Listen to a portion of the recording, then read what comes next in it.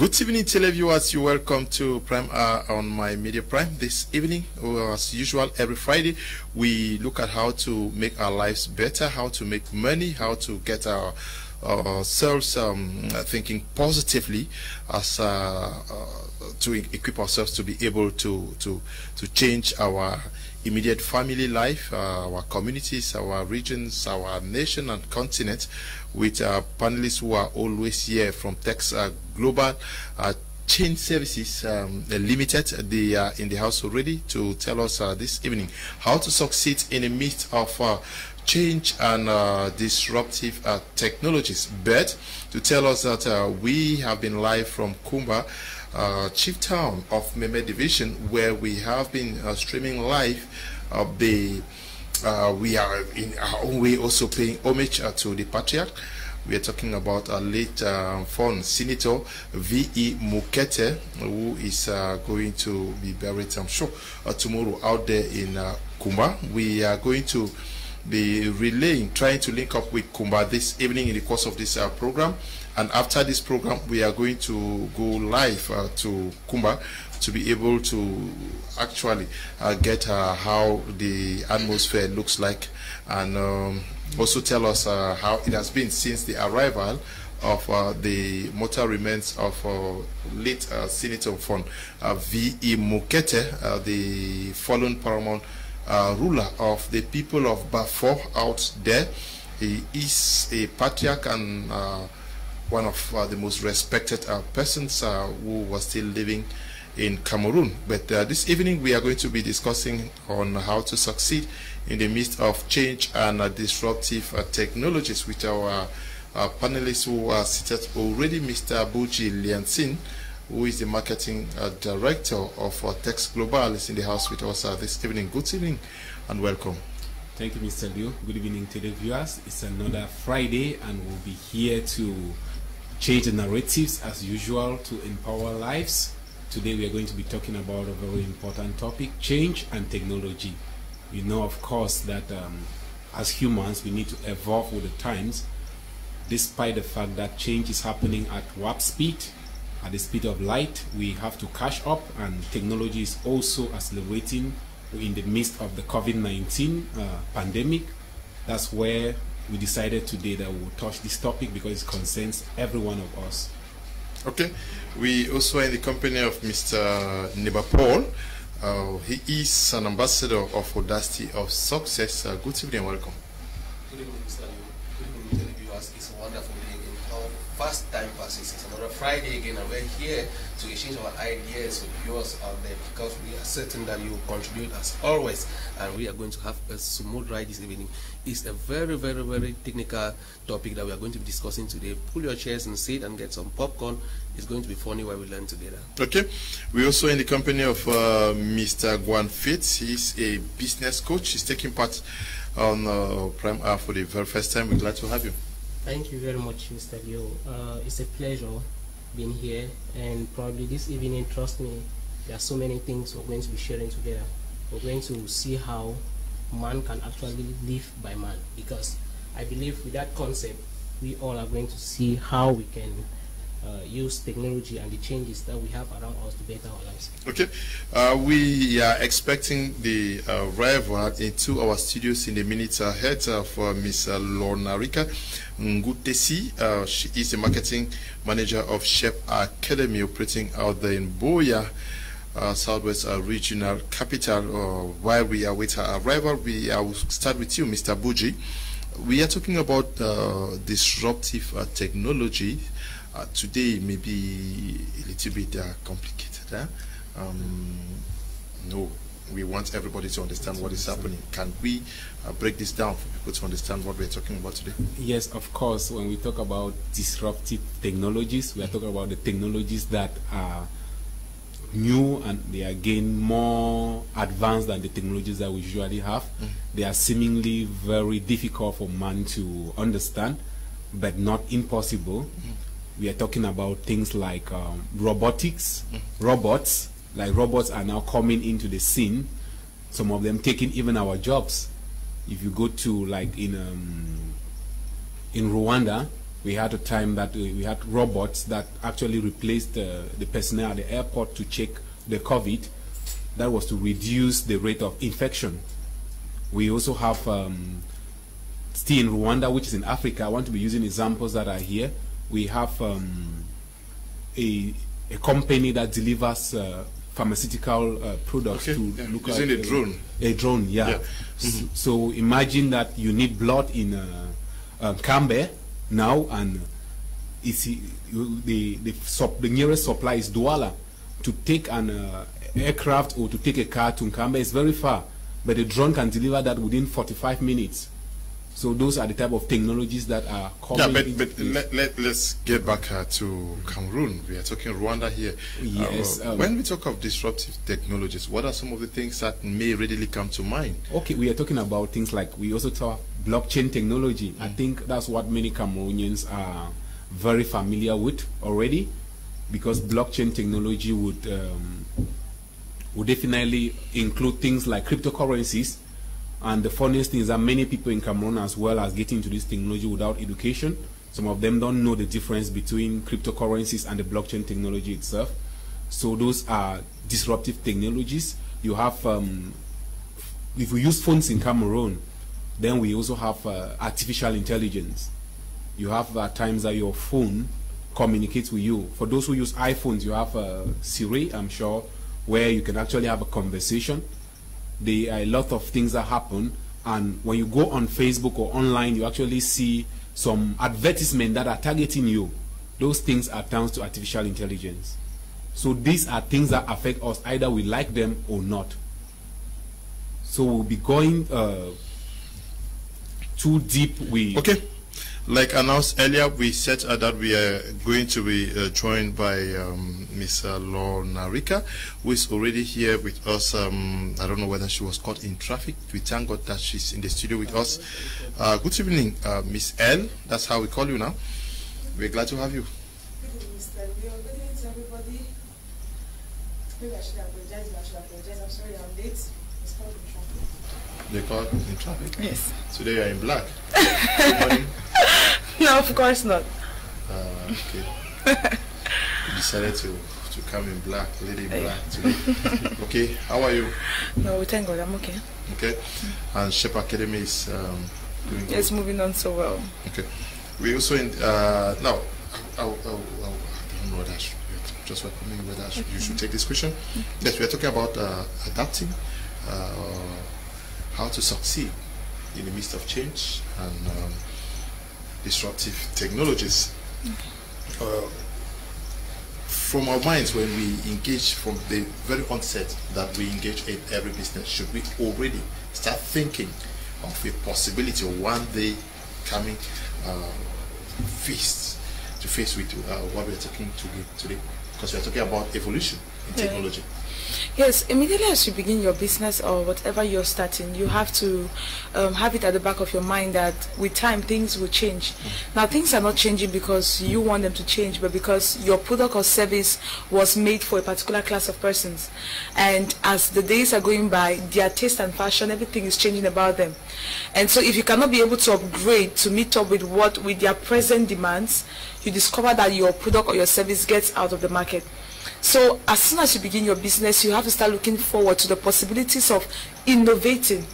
And when it has to do with changes like this, you don't wait for, it's not a change that customers or the people around you walk up to you and say, oh, I don't like this now, I now like this. It's something that you as the leader involved, or as the CEO involved, or as the businessman involved, or whoever that is standing at the forefront in the case of a business or product or anything, you have to be able to observe and discover that people's taste or people's desires or demands are changing. So there is no business that can stay in market, there is no organization that can stay in the market if they are not innovating, if they are not moving, they are not evolving. Things are changing. Like the way we used to do things in the past, it's not like how we do it today. Every day or every second, something new pops up. I was asking about a practical example in the case of Cameroon. I would like us to understand that in our days, our mothers used to buy box match now. Of course, yes. But today you are using gas lighters, which means that maybe the guys who were doing the were supposed to. Yes, they're supposed to go. Have candles. Yes, I had to come to that. So that's an example. Now, it's not even candle. There's something we used to use. I forgot how they call it. Okay, two candles. Yes, there's something we used to use. Our grandmothers used to use that. I think I knew that before I knew a lamp. Like they used to put in a small bottle and it has a rope there and all that. Like we left from there, went to lamps. From lamps, we went to candles. And today, even an old mother in the village is asking for a solar bulb. They know, like, it's better to now use a solar bulb. They might not be able to explain to you why, but they feel like it's better. So it means like things are changing. There are so many things that we want to come to the Cameroon context. A lot of things have actually changed that people are just ignoring. Okay, change is occurring, but some people are not vigilant enough to identify that it's a change. Okay. You don't really see as a change. That is a change. Is this also a wake-up call to whosoever is involved in whatever business to know that what the desires of the people today may be the same, but the methods of service delivery in the next 20, 30 years may have to evolve? Yes, that's quite correct. You know, once you get into business, you must take innovation very serious, because as time is going on, people's desires change. Other companies come up with other services, and if at all, if their services are more innovative than yours, people will definitely divert to theirs and they are going to drop yours. You know, in the recent 2012, 14, 15, money transfer in Cameroon was controlled or monopolized by one company, and at one point in time, change occurred and they did not realize that change. People started transferring money in Cameroon electronically, and this company that was dominating did not seize that chance to innovate. Mind you, this company is almost out of the market. Rarely do their branches, their branches were very, very rampant everywhere, so shut down. Some in towns like Douala, where there's too much heat, they cannot use air conditions again and stuff like that. Why? Because they can't meet up again with the cost of running them. The clients have automatically diverted. And today, in early days, people were not so caring about their feelings. You know, but today customer service too is something that's innovated so much. People will care the way they are treated more than anything, and that industry too, or that same business line too, had a problem that they had clients that they were serving them, and their customer service wasn't the best, but people were still coming, and now they were so happy, they were dominating the market, and they stopped moving. You agree with me that anything that doesn't move dies? Every standing water smells, and at one point in time they were smelling, and somebody else dominated the market, and they're now struggling to come back, and there's no way. So as a business person, at every point in time, you should see in the future and be there before anybody follows and overtake you. Okay, is it also time for our business men to understand that change is also that moment that signals the need for growth and not necessarily an end to what you have been doing? We should always be ready to see the need for change as that opportunity to grow. All right, Mr. Lee, I want to say that with regards to what we are talking about, changes, it's either we all accept it, it's a fact, or we deny it and face the consequences. Now, I always tell people that it's either you disrupt yourself or you be disrupted. Now, so many changes have been happening around, so many, we don't even want to start naming them. But now, for you to succeed like a businessman, the essence of this topic today is to see how people can monetize the changes that we have around. Because at the end of the day, if we're not able to monetize them, then we're just wasting resources. So many companies, if there's anybody who has not been affected during the COVID-19 period, then that person is not a human being, of course. So many changes occurred, and so many smart companies or smart individuals took advantage of that, and created, like I always tell people, if you actually want to make money, you should be able to create something new or use an existing system, innovate on it, and you make money. So like a business person, trust me, if actually you want to succeed or stay in the market, innovations is one of those things. Technology is one of the key factors that you actually have to take note. I always tell people, so many people don't even know the history of Samsung. You know, so many people, when they just hear about Samsung, they think of Samsung phones, Samsung TVs, Samsung refrigerators, and all what you know about Samsung. But trust me, I'm just giving an assignment to our televiewers. Go back to them and try to read the history of Samsung. But I think it will be very important for me to give the headlines here. You know, Samsung, they started their business actually into the sales of crayfish, smoked fish, and flour. You know, now with time, they were like, what? Are you sure this is the only thing that's going to give us money? They started thinkation came in. You know, now they came up with electronics, from phones, refrigerators, TVs, how do we call this, ACs, you know. So now if Samsung was not able to innovate, trust me, they would have gone out of the market. Oh, they would still be selling crayfish. Yes, at a very minimal level. Yeah. Yes. So that is what is happening today. Everybody needs technology, whether you like it or not. Mr. Liu, you'll be shocked that during my training session, I had some mentees. I told them, okay, I'll send you guys email. Go verify your email and let me know. Just click on verification so that I could get a confirmation that, okay, we are together in the training session. Mr. Liu, can you imagine a student who is doing masters in marketing was not able to get into it? She's not even have an email, let me put it that way. It's terrible. It's terrible. So we are telling our people that it's high time we actually take this aspect very, very serious. Like an individual, like a business, like a company, like a society. It's very, very important. So many people are neglecting it, but trust me, for the people who have my WhatsApp number, I did mention on my status today that in the next 3 to 5 years, illiterates are not going to people who do not go to school. But trust me, people cannot use technological facilities. How to, there are some people, when they just open a back office of any site, they just feel intimidated. They don't even know what to click, what to do. Say, no, if I click it, I will spoil it. I'm like, no, you can't. Why? Because so many of them are not used to technology. How will you be a master student in Cameroon? Let's even say doing a degree program. You don't have an email. You don't even know how to use it. And all of that is terrible. So it's a very important aspect that we are calling on every individual, family, society, country to. Yeah, but I like the example of Samsung. To imagine that they were involved in this sales of fish.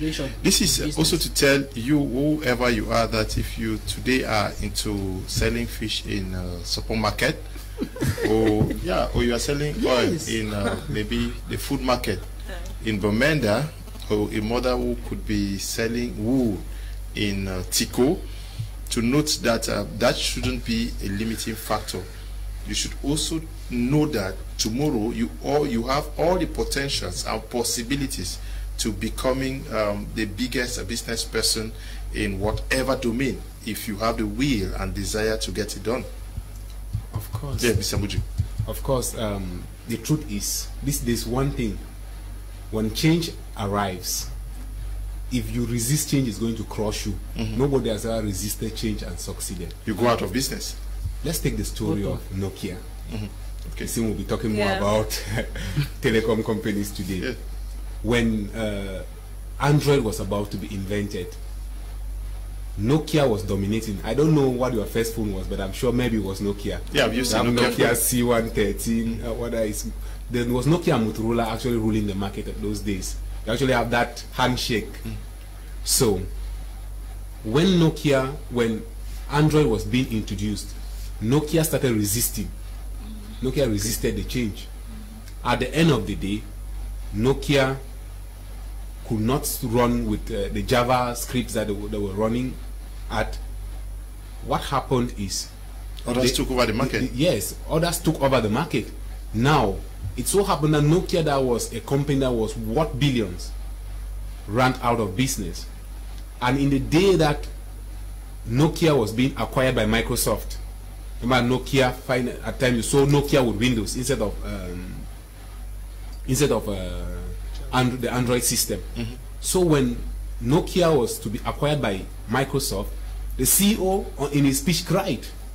He cried and told his staff that they did not do anything wrong. They did not do anything wrong, but they failed. They failed to meet up with the speed of which the world was heading to. And this is the consequences they are suffering today. Still, that very Microsoft took the Nokia and did not still adopt Android.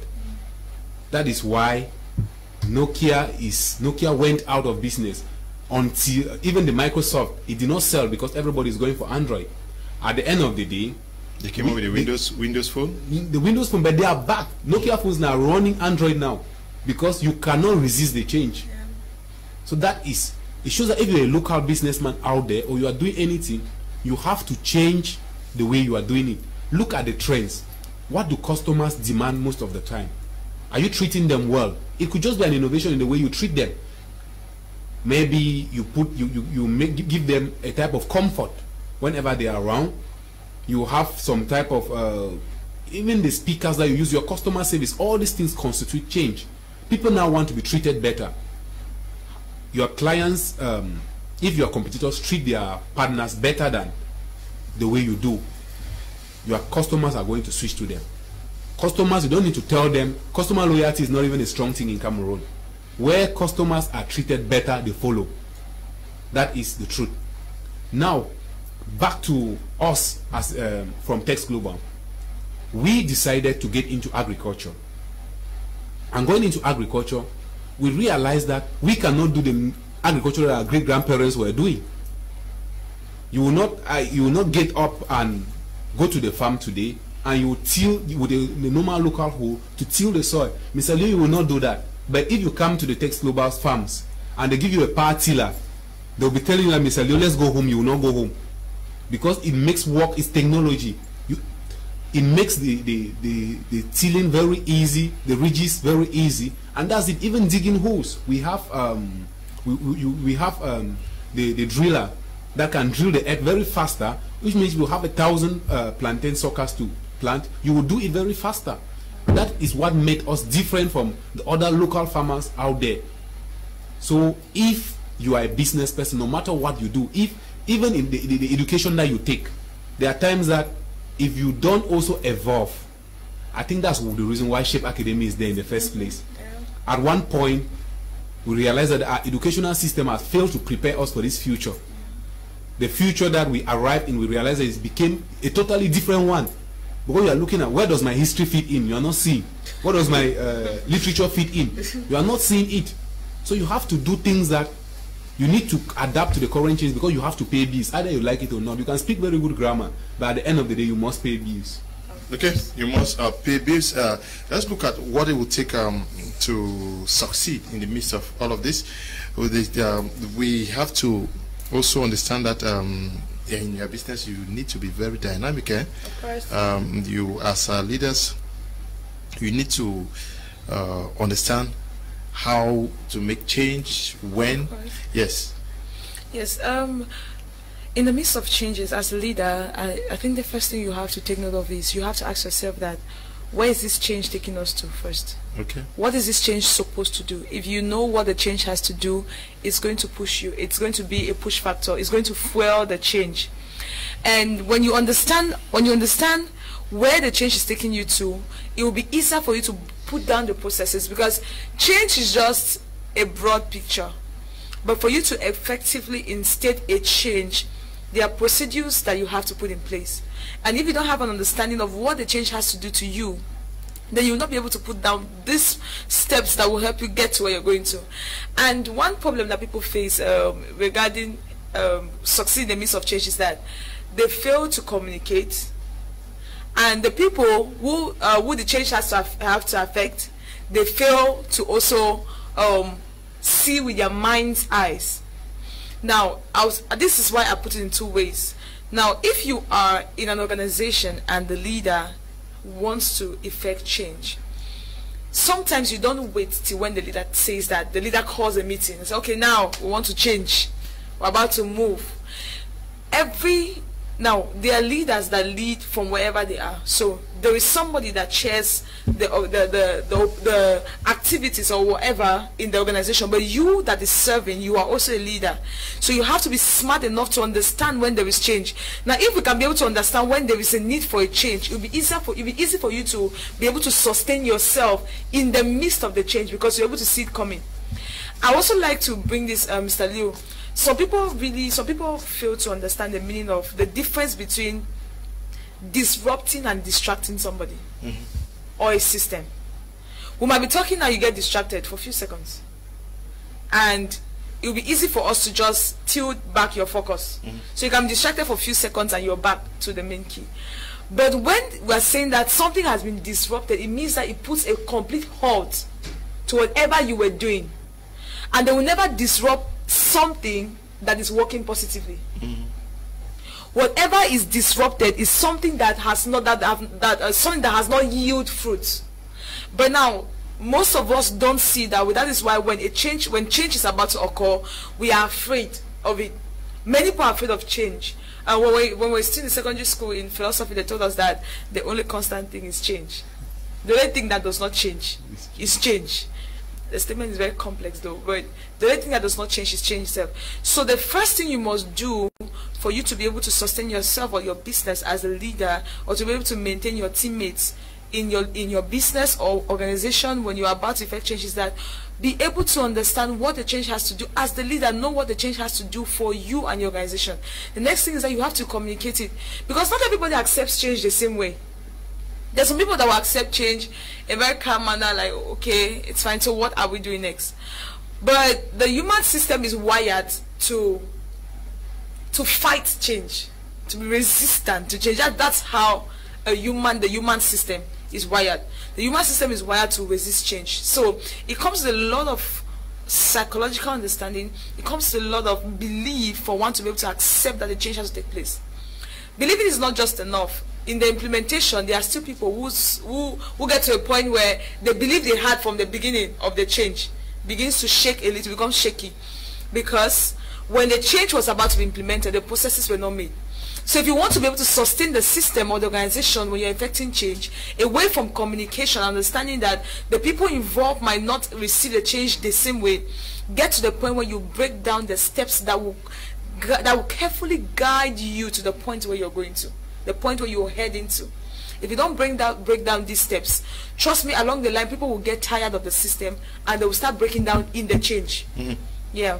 But we must also be very observant to understand what we call change context, which should be very alert to understand when it's time for change. Yes. Yeah, you have to be alert to understand when there is time for a change, not only as a user, but also as the provider. So if there is a change in the train of what you supply, for instance, like consumers start giving you some demands, or your consumers are going towards another market. Like for instance, you were supplying Java phones, and your clients are going towards Android. What happens is you just need to be alert. Why are they doing that? You need to, when you notice that, you need to switch automatically to what the clients are demanding, or you do something in your original product that will make them stay. And as a consumer, there are times that the services that you are enjoying, automatically you see some other people are getting better, they are getting better services from elsewhere. It means that if you will have to excel in what you are doing using those tools, you actually have to move up towards that direction. Why are we heading here? I always like to come back, but everything is tied to what we learn. What we are learning. What are you learning? Is what you are learning, is it going to be useful in the next 5 years, in the next 1 year? If what you are learning is not going to be useful, how is it going to help? You need to ask those questions, which means you are already anticipating for change in advance.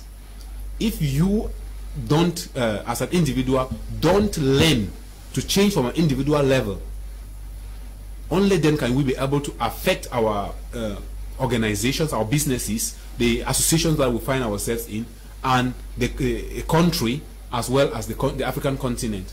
Everybody has to be ready. I love the term Mr. GWAN used as disrupt yourself or be disrupted. Actually, I have one of my favorite authors, Nikki Vet. I've had the opportunity to talk with her. So she explained her story, how it all happened before she ever wrote Disrupt Yourself or Be Disrupted. She said one day she was sitting comfortably in her office very early in the morning, and the boss called her. She smiled to his office, and the man said, Nikki, how are you? Nikki said, fine. He said, Nikki, sorry, we will no longer be needing you. So, like, she said, what? It's like she became speechless, because she could never imagine. She had what we call job security. You know that at least this is I have a job. Anything can happen. Now, because things change, it happens that normally artificial intelligence have assistants, which means, like, for instance, when we talk about assistants, like I always tell somebody, I teach ICT, so I talk about personal digital assistants, which are things that we usually need people to do them for us, a personal assistant, but we now have personal digital assistants. And if you want to go to the basic way, your calculator is a personal digital assistant. If you want to calculate money, you ask it, it does it for you. If you want to call somebody, it calls for you. Those are things that in the olden days, if a message has to be transmitted, they send somebody from one village to the next to go and transmit it. So things have changed. So it so happened that is how she lost her job. She was not prepared for anything. She was not prepared for change. The education that she has taken before only limited her to that job, and her destiny was tied to it. But the good thing is that she realized very fast that she could do something for herself, and she started doing it. She started going, why is it that I am rendered useless, as she would call herself? Now you are an accountant, and you realize that you are not, the accounting services are no longer in high demand, because maybe technology has come that people just use their mobile phones and it does them send their statements and the rest. So you are no longer needed. What do you do at that level? So you have to alert yourself, know that you have to switch directly to the field that will be in demand, anticipating for the future. Mr. Paul, is it also very capital to understand the human dynamics, how people respond to change, to be able to catch on it? Yes, it's very, very important, because the tendency is that, as Miss L rightly said, people will resist change. They will always resist change, because the human being likes to do habits. You know, what I did yesterday, I should do it tomorrow, I should do it after tomorrow, I should keep doing it. But naturally, as nature is, what is constant is never the best. Change is necessary. But now, in the domain that you want to make that change, there's need for you to understand how those who that the change is going to affect are going to react to that change. Because if you don't do that, when they actually resist that change, maybe the goal that you were aiming at will not be achieved. So you have to already start thinking that, okay, this change that I'm taking, this decision I'm about to take, how is it going to affect these people? And when it affects them, what will I do in order to make sure that the intention of this change actually goes through? Because if you don't have that vision, if you don't have that foresight that, okay, this is what is going to happen and this is what I'm going to do, at one point in time you'll be stopped. There will be no way for you to pull through your idea. Maybe what you wanted to really do was brilliant, it was excellent, the results are going to be very good. But since you deal with people who have different backgrounds, different educations, they have grown up in different environments, they are wired differently, they can't understand or they can't pick from the signals that you are giving, and the idea that you are bringing through will not go through. So understanding the perspective of your audience, let me put it that way, the perspective of your clients is very important. That's why the introduction of change always necessitates education. Education is very, very important, because if you want to always crack through, people will resist. So when you are affecting change, the elementary is that you should educate whosoever is concerned. Give them the notion, the need. Explain why this particular decision is supposed to be taken and the results that may be at the end of the day if that decision is implemented. But if you hit it on the table, you hit your hand on the table and say, okay, this is what it's supposed to be, and it must be. Naturally, human beings resist change. They will say, okay, since you are saying that it must be, we will see. And once they say that, it becomes a it becomes a hard knock for you to crack, for you to be able to pass that idea to go through. So elementary, understanding your audience, understanding your clients, understanding whosoever your employees, and bringing them on the table and educating them for whatever reason is going to be a good way or a good channel for you to be able to effect change effectively. Okay. Now, understanding human dynamics, but now is it also important for us who are involved in businesses to also learn from previous examples? For example, I used the example of the match producing company in Cameroon. They went out of business because there was a new technology. We are getting maybe you were specialized in providing wristwatch in Cameroon, and today almost everybody can now get them from their phones. Can we learn from this and already start seeing ourselves 20, 30 years from now? All right. Whatever domain we find ourselves. Salio, let me not say I'm contradicting what you're saying, but when you say 30 years from now, it's too much. Okay. In the next 10 years. In the next 5 years. Yeah, because technology moves so fast. It's on high speed. I call it tempo run. It's on high speed right now. Now, you know, when I look at the way things are changing, especially in the financial sector, it's crazy. It's crazy, like seriously. Mr. BUJI was talking about the blockchain technology, which is actually a disruptive technology that is going to kill so many people if they don't actually start adapting to that right now, because that is used right now worldwide. If America can already integrate their banking system with regards to the blockchain technology, then we should all understand what is happening around the world. You know, there are some key countries, trust me, that while they already adopt some changes, we the petit frères, you know, we don't have any choice than you know, to abide to that. Now, with regards to the changes, I think probably the only best way for people to actually adapt to these changes is through informal education. Misalnya, I don't know if you have happened to have some informal education as part of the formal education that we all know. You know, informal education, I don't know, Misalnya, if you went to a particular school to learn how to use smartphones. Good. I just called if I block somewhere. Say yes, so these are some of the informal educations that I'm really talking about. That is the best and the fastest way that we are going to adapt to the changes. Trust me, social media. Right now, we are on TV, yes. What happens to people who don't have TVs available to them right now? They are following us on Facebook. Yeah. That's the technology. Yes, and there is an app already which people are going to be downloading across the globe to be able to follow whatever we are doing here. So very soon we are going to be announcing that. I think let's give them a try. That is good innovation. Yes, I think there is an app. So you guys are not left out. There is an app already. Very shortly we are going to be announcing it so that wherever you are, if you are in say in Oku now and there is no light, like those of our brothers who are in Kumba now, we hear that there's no electricity in Kumba. All they need to do is they download the app, and through the app they can watch. You see, Wow. this is the program. Wow. So That's amazing. That's great. That's great. So a big shout out to the entire team. I think that's what we are talking about. Yeah. That's what we're talking about. Yeah, so but the issue is, wherever you are, try to see how previous giants are no longer in the market. Maybe people will think that it's bad market, not knowing that they were outclassed by new technology. Of course, if you don't know, if you don't follow what happened to, they say what happened to cocoa affects coffee. So if something happened to cocoa, Coffee ignores.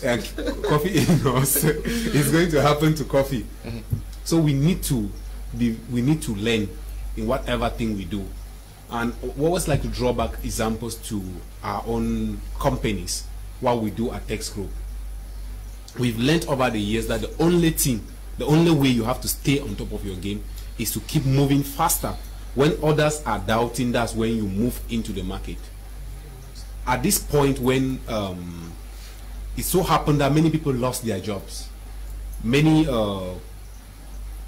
people wanted to know what to do, what could be a source of their livelihood. We said, despite the fact how challenging life has become, that's when we expanded our market to integrate what we call absentee farmers in Test Global, to be particular.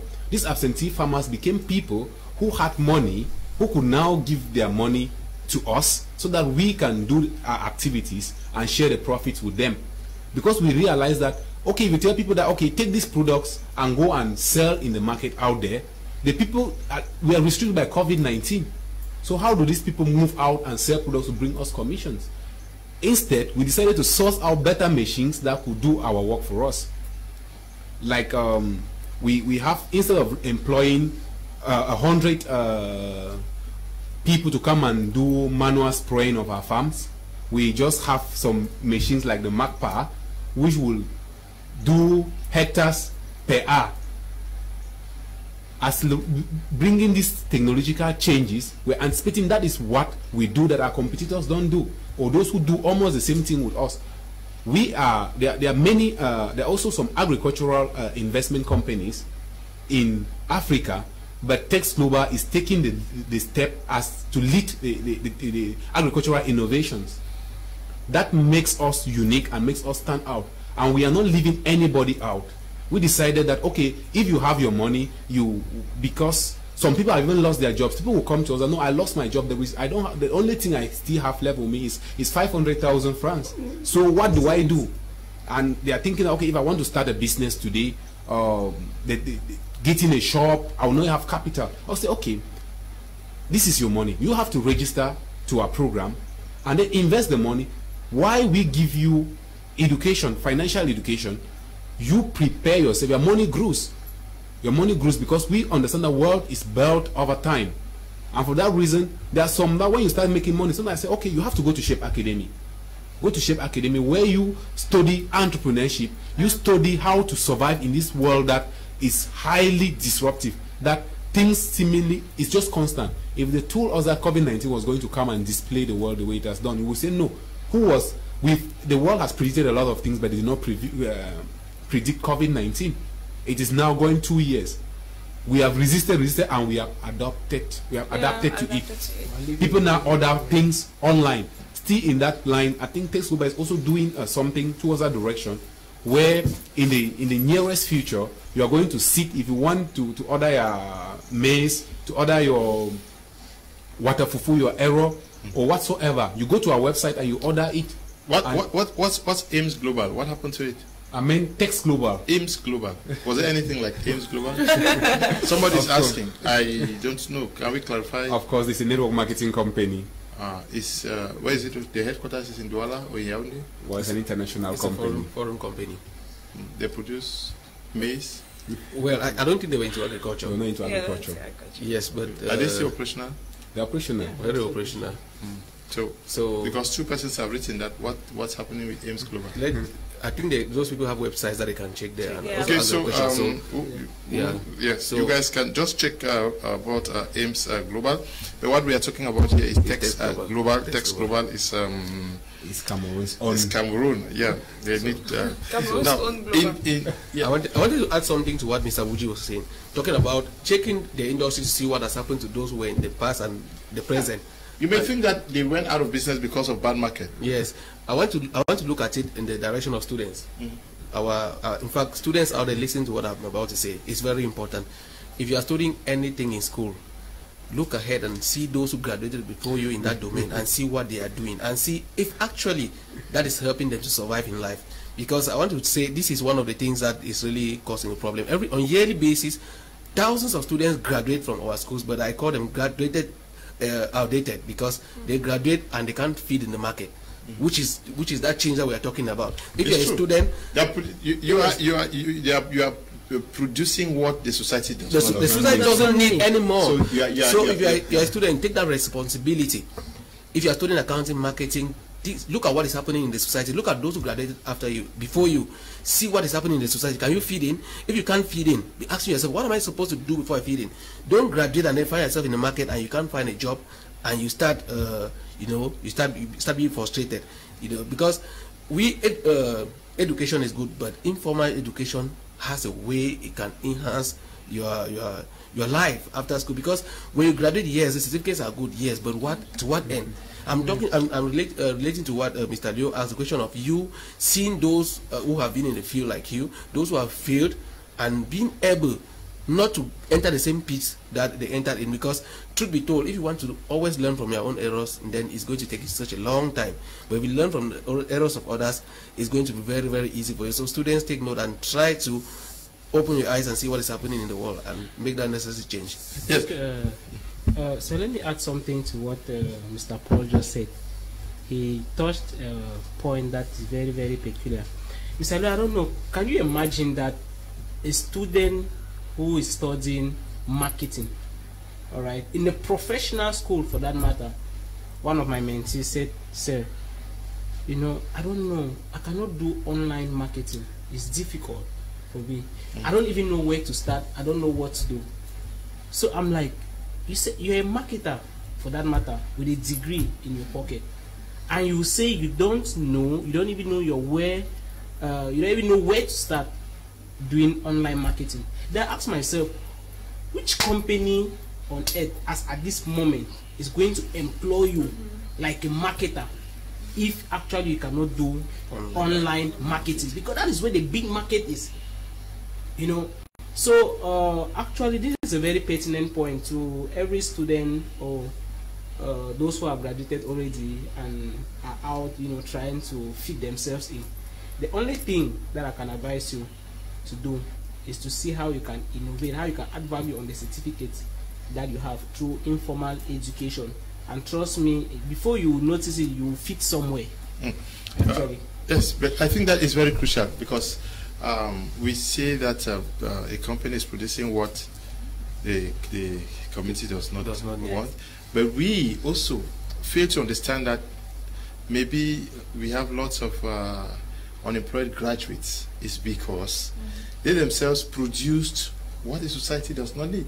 We have thousands of people who graduate, and from the onset of this program, we say we must be solution-oriented. Yes. You are coming out of 1,000 persons are being churned out from this university, 2,000 from these universities. What solutions? How are they going to be meeting the needs of the society? And somebody sits for 10 years with no employment and is cursing an ant, and without knowing that the society no longer needs. Actually, Mr. Leo, if I want to take it to when we were still in school, I think that the problem is lack of orientation. Okay. Literally, I'll tell you that when I went to university, there are some programs I didn't know that existed. I didn't know that there's something like there's soccer and I was like, what is soccer and ants? And they said it's sociology and anthropology. Then I asked my friend that, what do you want to do anthropology in this Cameroon? Please tell me what you want to do with anthropology. What do you want to do with there's some type of programs like what do you want to do with in this country? And I'll be like, except you want to go out of the country. If you want to go out, then it's all good. So we don't really get the orientation that we need when it concerns what to choose. And when I'm talking about orientation, it's not about what is available in the school, but what is available in the job market. It's easier to excel in life when you get so much information in what can back a natural skill that you have, a natural talent that you have. Take for instance, you don't like to talk, you don't like to communicate.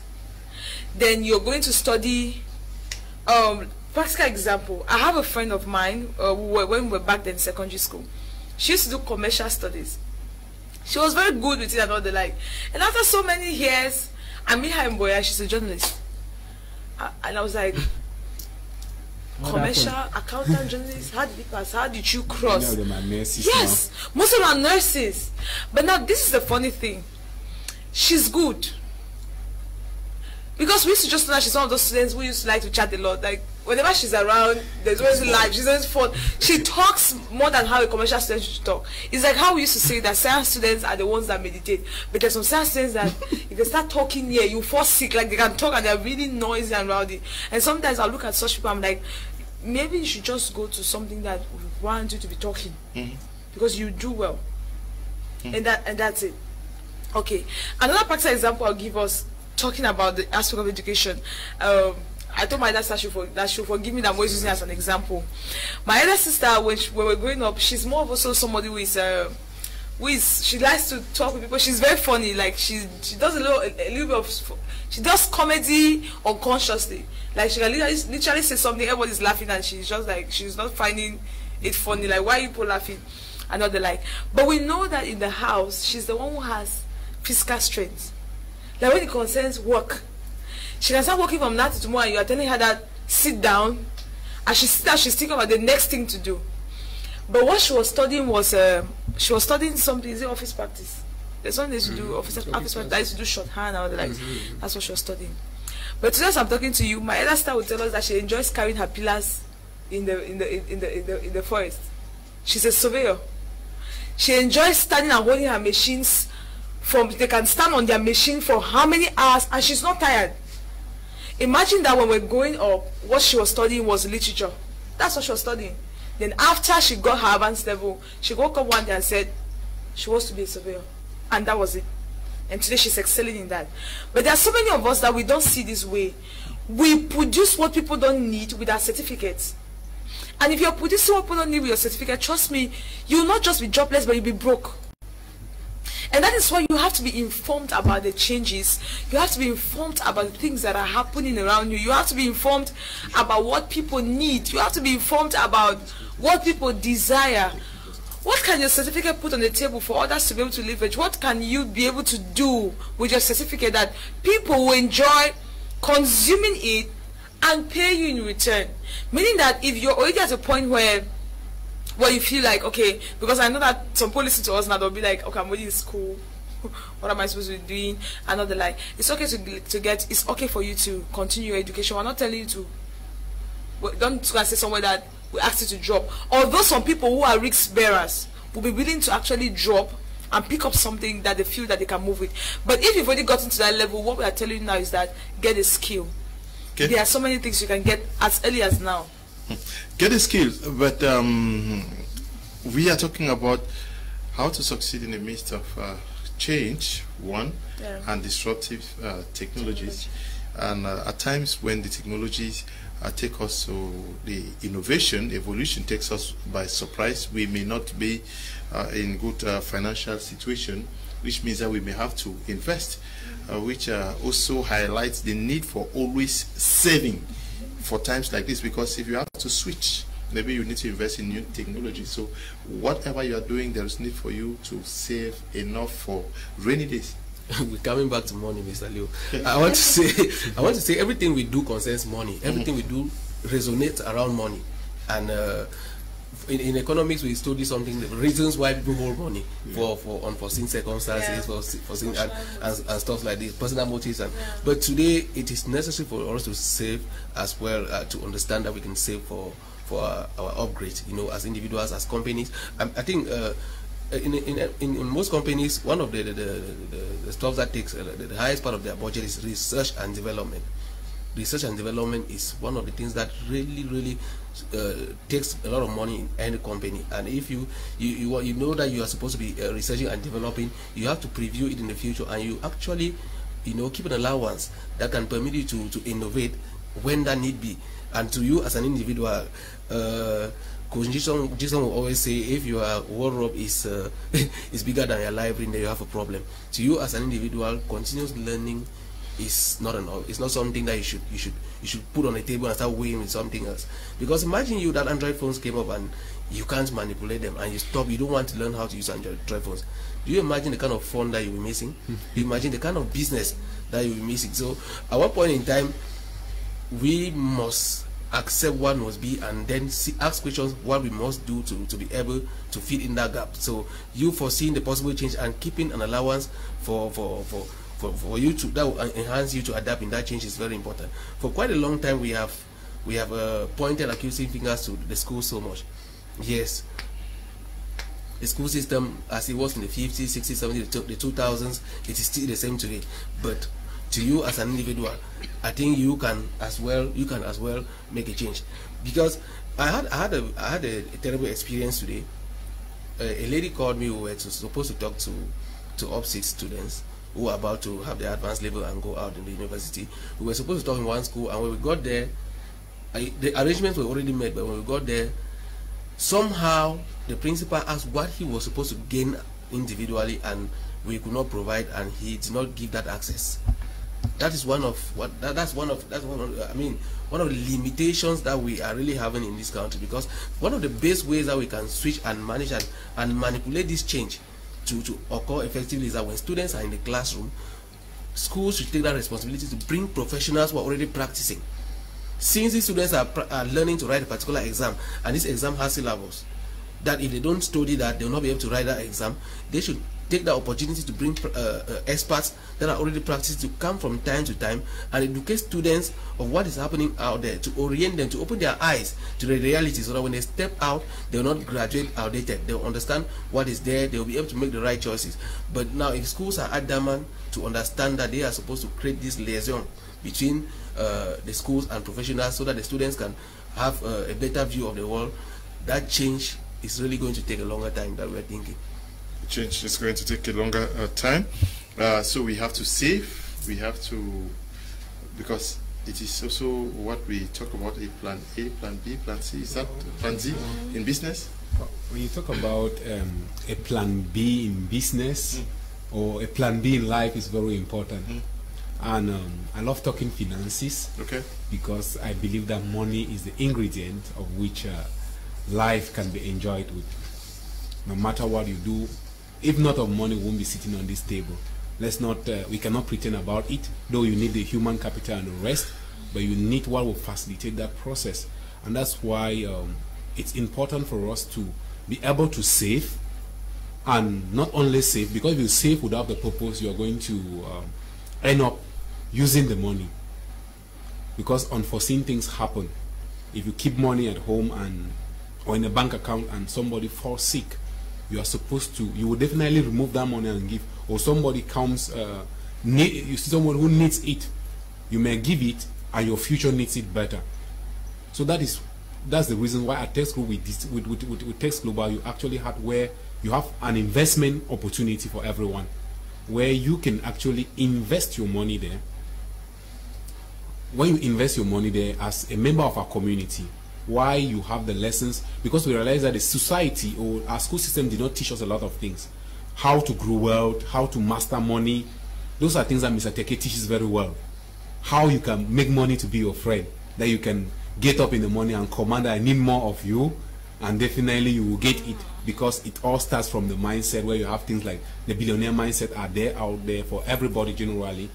But now, the company offers investment opportunities where you can actually invest, know that, okay, this is it. We invest in agriculture, we take agricultural activities, poultry farming, you have importation and exportation of agricultural machineries, as well as exportation of agri products. All those things are activities that will say that, okay, this one becomes a community project, because that's the way we would develop this continent. We cannot do it by waiting to take everything from the West. So now, we give every Cambodian, every African, no matter if you are home or abroad, an opportunity where you can also become part of this, where you can invest your money, let it grow just the way our crops grow. That's why we look at it. Now you can, when you now have a source of income as a plan B, you will now be able to, okay, if you see that the education that you acquired is outdated or is obsolete, you can now acquire something better. You can pay for personal development events, seminars, and attend. But if you don't have money, you cannot do this. That's why I ask somebody, so okay, I want to start a business. They have the money, they don't have the technical know-how, they don't have the knowledge, but you need to acquire it, because you did not study business in school. And even if you study business in school, the realities are totally different. At one point, you need to always have, okay, I'm having a job today. What happens if I don't have that job tomorrow? How will my life look like? If you don't think ahead of time, you will be shocked, because there is nothing that stays the same. Even your job is not static. Even anything can happen tomorrow. As they say, no one knows tomorrow except God. So we have to prepare, ourselves, know that, okay, if this doesn't work, what happens? If this certificate that I have, so I'll put it back to you. Is if your certificate is holding you back from moving ahead, forget about it and learn a skill. Acquire something that is going to help you. I have many people who come that, okay, someone like on Facebook, they just come and write, I need a job. You ask them this question, what can you do? Yeah. Certification. There is nothing they can do. They just need a job. What did you study? I have a first degree in history. Then what will you do with your first degree in history in our farms? You pass it. Okay. Evening presenters. Yeah. Yes. Mr. Leo, I think you touched a very key point on savings. You know, to all my youths out there watching this program, for you to save does not mean you must be making millions to be able to save, because we have to be saving right now for the next, for the disruptions that are going to take place in the next 1, 2, 3, 4, 5 years that are coming, actually, because there are so many other innovative opportunities that will be coming. And if you don't have money to start up with that, then you're a misfit, actually. Now, for you to save, this is a secret that has worked for me, and I think it can work for you watching me today. So just imagine somebody who is able to save just 250 francs every day. It's very possible. It's very possible, because saving is an aspect. Is you have to consider, it should be like a habit. You must not save big. You know, with most of these credit unions that are actually doing daily savings and all of that, they're actually helping people. Now, but if you can't do it like an individual, you can buy a small bank to put in your house. You know, that's how my father trained us, and that's why some people, even when I was in school, they always think maybe I always have money. But meanwhile, that is not the case, because we just always try to save for the unforeseen, you know, for personal reasons, like what we studied in economics. Because that's a very key factor we're talking about here. If actually you don't have money, trust me, you can't do anything. Even if you have the opportunity right in front of you, the technological opportunities and all of that to innovate, yes, but if you don't have the money, it can't work. It can't work. So savings is a very, very key point that you did mention. I mean, everybody should take this very, very. You must not have millions before you start saving, but you can just start with the little you have and save, so that when the technologies come, then you can fit in. Yeah, we are talking about savings because I want us to look at it. We are talking about how to succeed in the midst of change and disruptive technology. So I thought that we should look at the possibility and the need for us to save, so that in case the need arises, you can help. But then another very key aspect that many persons who are into businesses I don't know whether they consider it very important, is the credit worthiness of what they are doing. Because you may just be in need of 10 million francs, but because you are not credit worthy, and that is the loan opportunity you have to turn the tide, and maybe you are disappointed because you are not credit worthy. Is that not also something that companies or business persons need to work on? Of course, if you're a business person and you're not credit worthy, definitely there is there's no business. There's no business because there is this this issue of trust. There's this issue of, if you take, can you give? If you take, can you give? For instance, you have I would say there is no business. Even Bill Gates, it's owing. Bill Gates is owing money. With all the money he has, he still needs money from somewhere. He needs people's money, because as Robert Kiyosaki will always say, you always have what we call other people's money. That's OPM. That's actually a book on its own. But if you are not credit worthy, nobody will definitely give it to you. If you walk up to your investors today, or to the people, your clients today, and say, okay, this is the project that we want to take, and this is the you need this amount of money. Can they give it to you? Do you deliver? That is the question, and it comes back to us. It comes back to us. For 4 years now, we have been delivering at Tex Global. We have been delivering our promises to our investors. I don't know if there was any investor anywhere, because there was a time that in one of our seminars, our manager said, if there is anybody who has ever invested with us and not received his or her return, the person should show up even for a fee, and nobody showed up. That tells you how credible we are. And as a businessman in today's world, if you say you are going to do this, you have to do it, because if you don't do it, tomorrow people will not trust you. People will not give you their money. People will not even buy from you. So it boils down to the fact that whatever you are doing, you can want to change and people will not take you serious because you have not been delivering up to the expectations of the people. So as an individual, as a business person, you need to be, I would say, right from home, even as children, we have to be that type of people that are reliable. People who are reliable, that, okay, if there is something, if your mother forgets something, they will say no, they will call you to pick this on. Business cannot survive if there is no authenticity, if people are not real. And that comes back to us. We've had a lot of bad situations in this country where businesses show up, they give our people false hope, they give them all type of promises, and they never come to the reality. That is one of the reasons, that's what inspired the creation of Tex Global, that has given birth to over 6 companies today.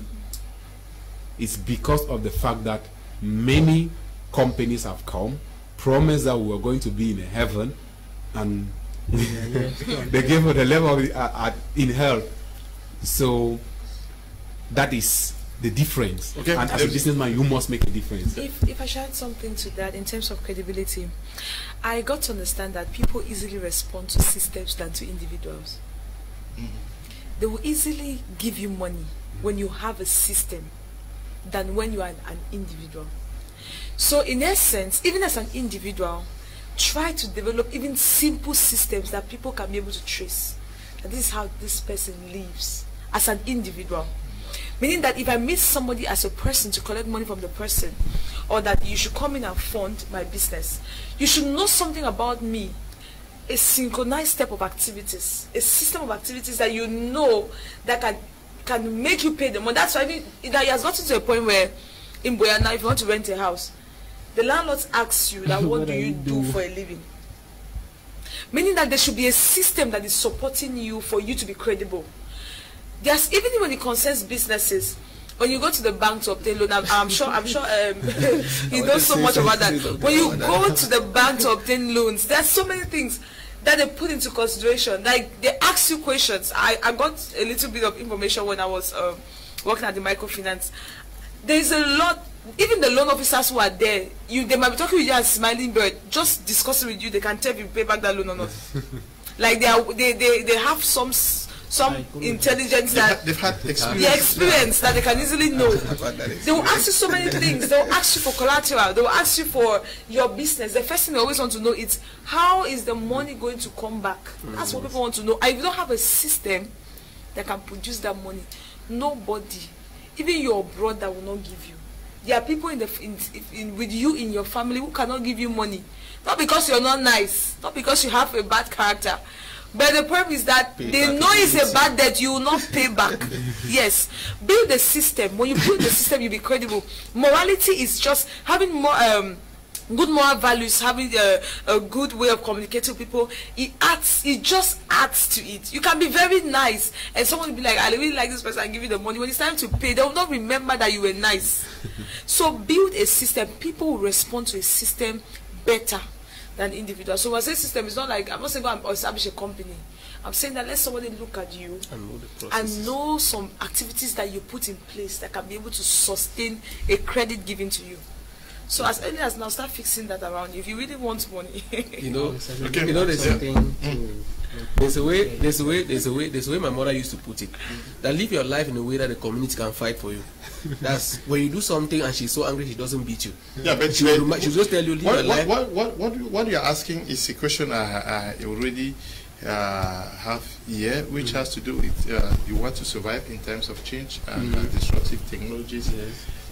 You know, if you are so nice, you are doing business with a human face, even in times of difficulties, and people think that they may switch to another person, but because of how nice you were with them, they will stand with you in solidarity and accompany you do the switch. But if you were not nice to them, the switch will not even waste time. As I was saying, live your life in a way that the community can fight for you. Live your life in a way that somebody is accusing you somewhere, and somebody starts up and say, "Don't talk about that man like that." I know who he is. I know what he can do, and I know what he cannot do. You understand? That's a whole lot of credibility. You know, the same as she was saying in the bank. No matter how you satisfy all the rules, you know, so if that C character, if it doesn't satisfy that one, even no matter what, will not give you that money. And that is what we're talking about here. Character in business, as an individual, as a company, is very important. Understanding your people and working with them trustworthily. I mean, at the end of the day, the real currency is not money. The real currency is trust. That's the real currency. We are all seated here and we are talking because we trust that these things are going to transmit our voices, and their cameras are going to transmit our images to a people that we're not seeing that they are there, but we trust that people are watching us. You understand? That's the real currency at the end of the day. In whatever domain. I don't think that's only in business. Trust is everything. We sit in the car and we start going because we trust that this car is going to take us to a journey. We hold money in our phones because we trust that we want to remove that money. That money is going to get back to you. Understand? So at the end of the day, the real trust, the real currency that we're talking about should be trust in anything, and especially to you, a businessman. It is very important for you to make sure that your clients do trust you, because you know hard times will always come, whether we like them or not. Yeah. Yes. Mr. Leo, just to add on what Mr. Paul is saying, you know, so many people just admire the way people live their lives in the US now, but do you know that people live their lives in the US based on trust, credibility? Credibility. Meaning they can probably just say, okay, Mr. Buji, you need a car for $10,000. Okay, it's fine. You bring your records, they check to see if you're credible enough to be able to pay back. I think that's a very, very important point. I don't know how probably let's just pray and hope that our system is working on that to see how they can actually help their citizens, you know, to level up. Because actually there are people who have that credibility in Cameroon. Yes, but there is no major platform, there is no major system that can help them get to that level. Yes, so I think credibility, like we are saying here, it actually starts from an individual. And that's why I always use a slogan, that man live by man. There is no way money is going to grow on trees. There is no way money is going to grow on animals. But trust me, the money that you need is in another person's pocket. Either you have a service or product to give that person, or that person will trust. That person will trust and either give you the money. You know, if I have money, yes, and you come for a loan, if I trust you and I know that you're going to pay him back and you have a good vision, why would I not give you the money? So I think that's a very key point where Tech Global is actually selling, because since day one till now, nobody has ever complained of, I call that betrayal of trust. Nobody has ever complained of it. Good evening to you guys in the studio. SSB from Bangam in Southwest region. Africa technology is still low in the process. Task Mark, I really think to prepare our students for this emerging world, our teachers, especially high school teachers, should orient the students on the competitive world to students about to go into the advanced level. Next week I want us to look at this issue of certificates, and certificates where thousands have and they don't have job because it's important. Certificates are because the certificates are too many. No, but if you have a certificate in let me say in anthropology today, and you are in Douala, you want to work, who needs your services? So I think that next week we are going to look at that. Yeah. Mr. Tego was angry when he wanted to employ somebody and say, the person brought about 50 certificates because now everywhere there's a certificate they go and collect. By the end of the day, now the certificate can produce anything. Now, Mr. Leo, I think probably we're going to put certificates They will put in quote certification. Okay, Meaning, what do you know? Yeah, but I think that next week we we need talk about to do a series on this about because many parents are sending their children to school today, and after graduation the children will not have a job, and they say there are no jobs because those certificates and there are jobs everywhere. So those certificates are not needed. The society today needs something else, and not what we getting out there. This one says, good evening, Mr. Liu, and warm greetings to all the panelists. I wish to congratulate my media prime for the full maximum team and coverage of the funeral of our late Senator Fon Emeritus V.E. Mukete. Keep it up. Your flag is on high. Thanks for the great job. Thank you to Prince Williams, writing there from Kumba. One of the major ways of succeeding in the midst of change and disruptive technologies is by staying focused. Thank you. Tomorrow, the whole ceremony is going to be live as we have started today. Our lone problem is lights in Kumba. Good evening to you all in the studio. Mr. Kuma, I think disruptive change results from innovation in industry, change in company structure, or transformation in business models. These fundamental changes disrupt the way an organization conducts business, and in recent times, the rate of disruptive change has increased exponentially. Examples of recent disruptive technologies are e-commerce, online news sites, ride-sharing apps, and GPS systems. Automobile, electricity, service, and televisions were disruptive technologies in their time. As well, Mr. EWANE is writing from St. Francis in Kumba. Good evening to you. Good evening, Mr. Liu. I'm Romanos from Douala. Thanks for this educative and lovely program. Permit me, Mr. Liu, to ask your panelists this question that is running through my mind. Most of these fake banks that made away with people's money lure them with 100% bonus. How can one trust Tex Global this time around? I'm sure Mr. BUJI is going to answer you. Good evening to you, Mr. Liu, and panelists. Let the infinite spirit be with you all. Please, Tex Global, should we bring our project proposal to you directly, or there is a special format to fill in line to loan scheme, Tex Money? Ngala Divine is writing from Boya. Good evening to you all in the studio. I'm Ken Frank from Boya. I think success in the midst of change and disruptive technologies is a major call for concern for corporate level strategies. Diversification is important in change and disruptive technologies. Okay. Good evening to you all. The educational system in Cameroon has failed us, the youth of Cameroon. I'm watching from Bahrain. I hope you are doing well, because the news we got from Bahrain last time was not too good. You take care of yourself out there, please. Now, yes, that is Bila Maurice. We hope that you are taking care of yourself, Bila Maurice, and we pray that you succeed in whatever you are doing out there. Mr. BUJI, we are talking about the need for people to trust what you are doing, but is it also very important and capital for those who venture into businesses to have an open spirit for a potential merger with other companies? I'm talking about networking, because you may be tied to your position that you will never merge, but because of the need to engage other technological companies to boost what you are doing, you may be forced to open up. Of course, the issue is, if you don't have the spirit of collaboration in this today's world, you may have the idea, but you don't have the technology to put it across.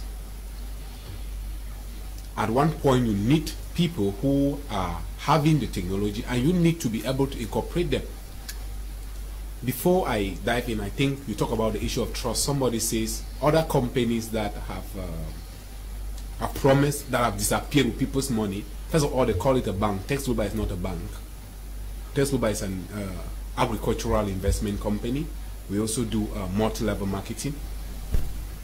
But the principal idea, what we do is we invest in physical things. If you want to visit our farm, to visit and you'll see the projects.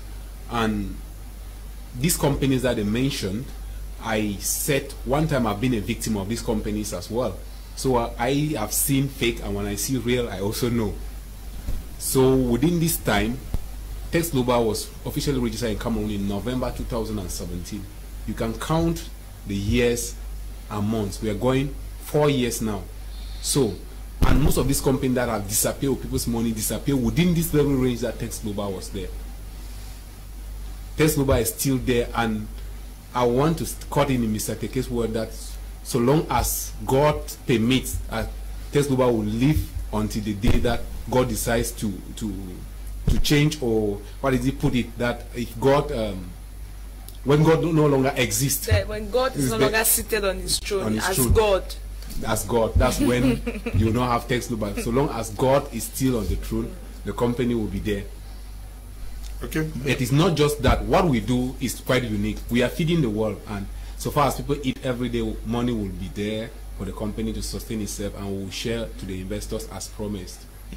The need for networking, yes, in companies, even before we are pushed to engage, to embrace change, we should already be warming up. Mr. Leo, we supply agricultural machines. As of now, we have not yet adopted the technology to produce these machines. There is a company that is producing our machines for us. There are companies that we have partners who produce our farm inputs, organic fertilizers, chemicals, all those things. They are already partnerships. We have already learned that we are in a global world, because with change, the world also is a global village, which means that things are interconnected. These days, we're having an office in the United States of America. How do we get our goods to go there? We need a company that is specialized in transportation, and they should do it in such a way that our goods will arrive in the US in a more well preserved. But if we are not open to collaborate, if we are not open to network with other persons, and that's why in our system we also say, okay, let's not just, we will not focus on just ourselves. Those who, the community man can make a lot of money from just promoting us, from simply sharing about, recommending our services to others, recommending our products to others. Those are things that's one of the skills in the 21st century that if you acquire it, how to connect with people, relationships, that's what will give you money. Money is not found anywhere in banks or what. Money is found in people. So at the end of the day, your network is your net worth. That's a summary of it. Yeah, the networking should start even before the change comes. Yes, networking should start before the change comes. It's easier to know where you need change when you're working with people. Talking with somebody will tell you if you're more intelligent or you are less intelligent. So what happens is when you are talking, when you're networking with people, it will be easier for you to be able to identify your strengths and your weaknesses, and you know where you need change. And as some of these people that we network with, some of them have undergone the change and successfully passed through the change that we intend to go through. And so we're getting information from them. Now, one more thing about the aspect of networking. Many people don't like to network because I'll say they are insecure about their ideas.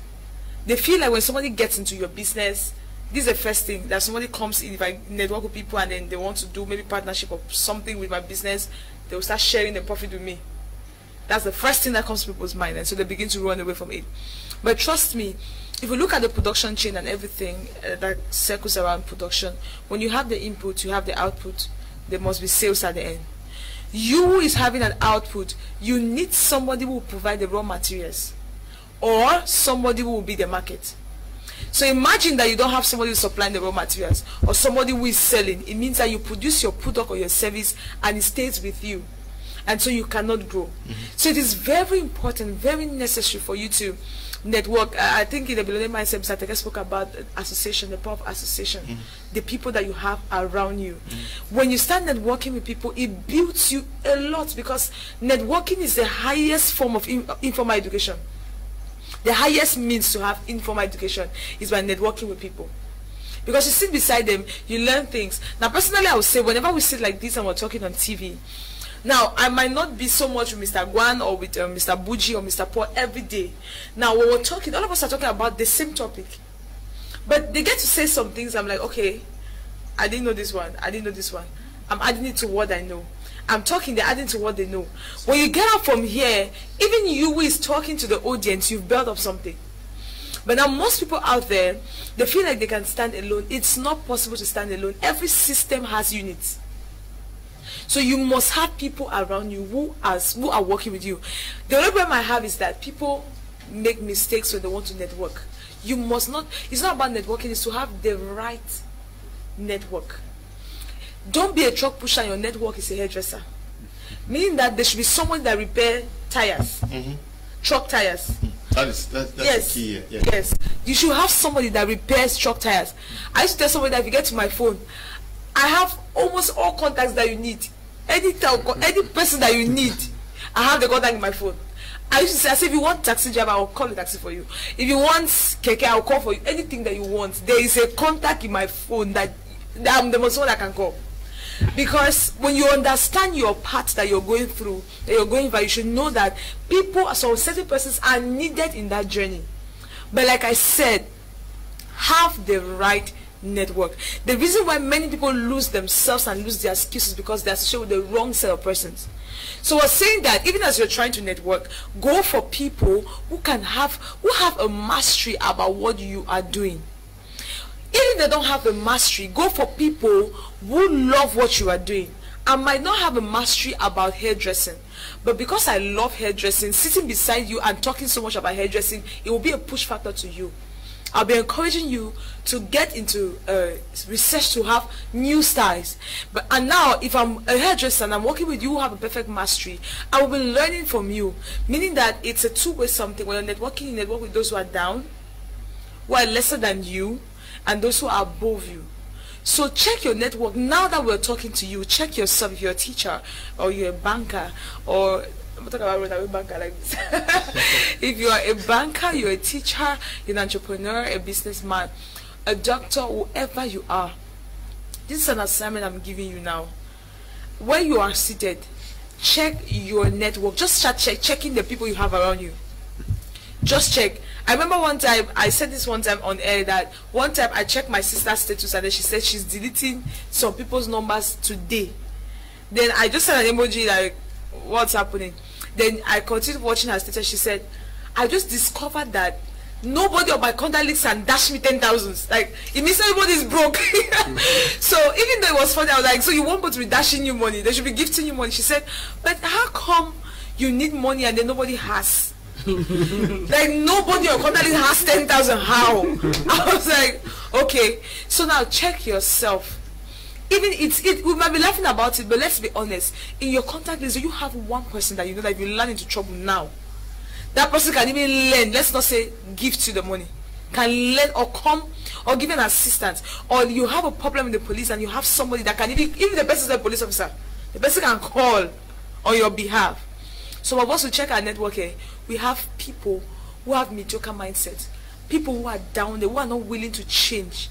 If you have the sort of persons, practice social distancing. Let me talk like Mr. Teke Samuel. Practice social distancing and remove those people from your contact list. Delete their number. It's permitted. Okay. It's permitted. Yes. All right, Mr. Ado, please just add on the networking aspect that you're talking about. Networking is one of those key factors that are actually going to help so many people. Let me take an example, a practical example for myself. You know, when I left the university, I did not have up to 200 contacts on my phone. But as at 2020, December 2020, when I checked, the contact were on about 4,500 things. Now, how did this come about? I know Mr. Liu. Mr. Liu knows that, okay, GWAN is into online business activity, coaching, mentoring, and all of that. Mr. Liu has somebody who probably needs that service. Is going to send that contact to GWAN plus one. That person knows another, maybe I just render the service to that person and he or she is satisfied. She has to recommend me to another person. That is how the network started growing. And believe me, if I was just still doing my job like an accountant, that's what I studied in school, which many people don't know because I'm quite confused. They ask me, are you an ICT guy? Are you a marketer or what? Now, if that was the case, I don't know if I would have had the opportunity to enter into the Prime Minister's office. I don't know. But maybe it would have taken me so much time. But thanks to networking, we met the guy who works, the Azure, like we call it, at the Prime Minister's office. We were eating in the same restaurant one day, and somebody I know was close to him. That's how we got an entry into the Prime Minister's office. That is the power of networking. You must not be too rich or too poor to network. In fact, networking is for everybody, no matter the class. You know, if we all respect this concept of man live by man, trust me, it's really going to help. It's really going to help, because there is no way like a rich man you're going to live alone. There is no way like a poor man you're going to live alone. There is no way like a middle class person you're going to live alone. So we all need one another. All that can be done only through networking.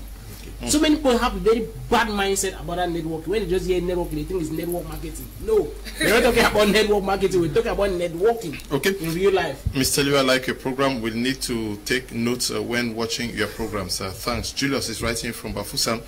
Yes, that's the best way to study, and it shows how serious you are. A stars Mark from Kumba, thanks so much for such a program. I think programs like this should be propagated in all its forms as far as possible, so as to prepare our youth for the future. Yes, we're going to do that. Good evening to you all in the studio. Elumba Pride watching from Cyprus. Good evening to you, Pride. We pray for you guys out there. It's not easy, we know.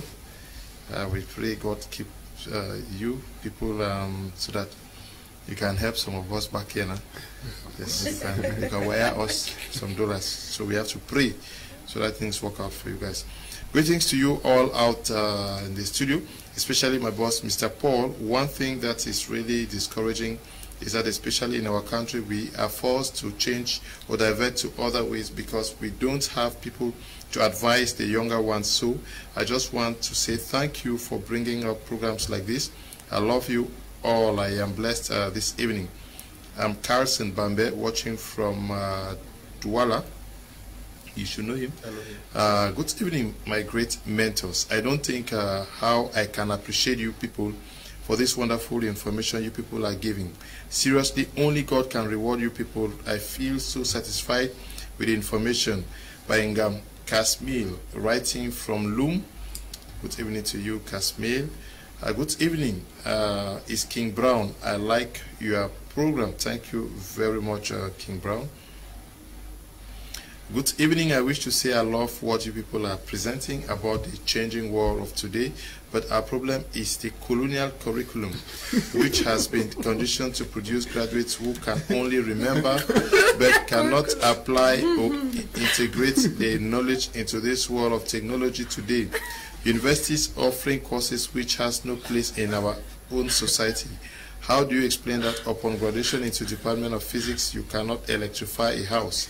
You study medicines, but you don't know the plants that have been processed to give paracetamol. Please, this problem starts with the government before individuals who are shy and adamant to upgrade oneself. Able Clarence is writing from Douala. Many persons are raising the issue of curriculum and the studies. So next week we are going to be discussing that. Mr. Liu is Julius from Douala, Bonabere. I love the program. It's very educative and pertinent. Thank you very much. Now, one core aspect I want us to look at is also in investing in the personnel. You're a business person. You have a shop. Maybe you are working with 3-4 persons, and you think all they need to do is to stay where you met them, without knowing that if it is possible you have money, you can send them to Nigeria to see how the guys in Nigeria are excelling in their business, so that they can come and upgrade what we are doing. You have guys working for you in the company, you are free to spend to upgrade their skills. Is that what also we have to do to prepare for a possible day that we are going to be imposed by nature or by our consumers to make a shift towards embracing new technology? Of course, I think that is one of the things that many entrepreneurs fail to practice. Like, we've had meetings, we've had personal development events where you only have CEOs coming. They don't come with any staff or any other thing. And this actually makes me remember what Mr. Teke Samuel does.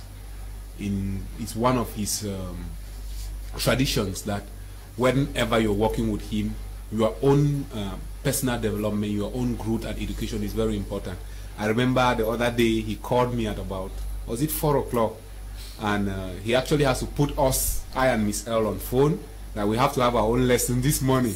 Because he's tired, he won't be working with people. He doesn't want to, every time that's something that we can do, then he has to be there.